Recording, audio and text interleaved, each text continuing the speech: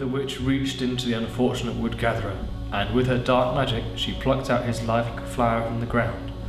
She then encapsulated it within a jar. The missing ingredient was no longer unaccounted for.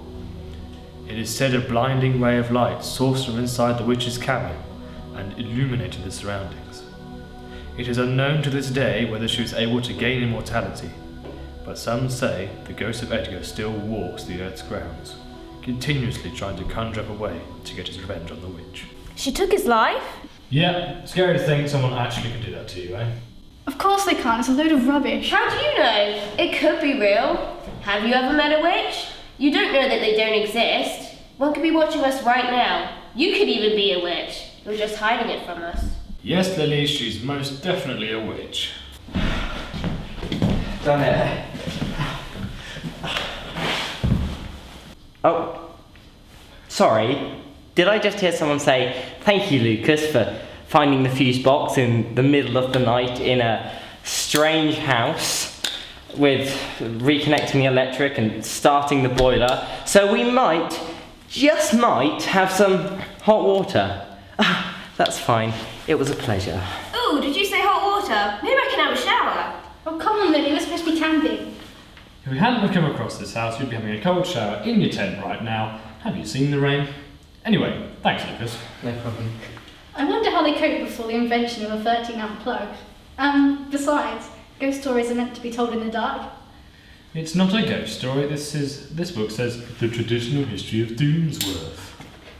And unless the time at the bottom of the head is joking with us, this is apparently Doomsworth. The clue is in the word traditional. That just means it's a load of rubbish made up for tourists. You don't know that. Oh, you can be so cynical sometimes. I don't think there's been a tourist or anyone else in this house for a very long time. So this is historical fact, is it? Let me summarise then. This house used to be the home of some old witch who just happened to crave immortality. She found a spell that allowed her to achieve this ever so slightly far-fetched objective. But first, she needed a human sacrifice. Conveniently, a woodcutter just so happened to be living nearby. And on one cold and windy night, he allowed himself to be coerced into a bubbling cauldron. There's no proof that witches or ghosts exist. Mind you, I suppose there isn't any proof they don't exist either. I saw a ghost once. Turned out to be my reflection. You know, Amelia does have a point. There is no proof that they don't exist. All we have proof of it is that we're stuck in a deserted house in the pouring rain, not quite the camping trip I had in mind. When the owners get back, I think we'll have a lot of explaining to do. So it could happen then? No, that's not what we're saying. But you just said... Well, why don't you go and find out for yourself? Yes, you should. What do you mean?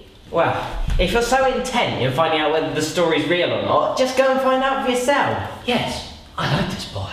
And how would you suggest doing that? Find the spellbook. Well, you're meant to be the smart one, why don't you find out? This doesn't sound like a good idea. What was the name of the cabin barn? It's the Hexe cabin. I think I've heard that somewhere before.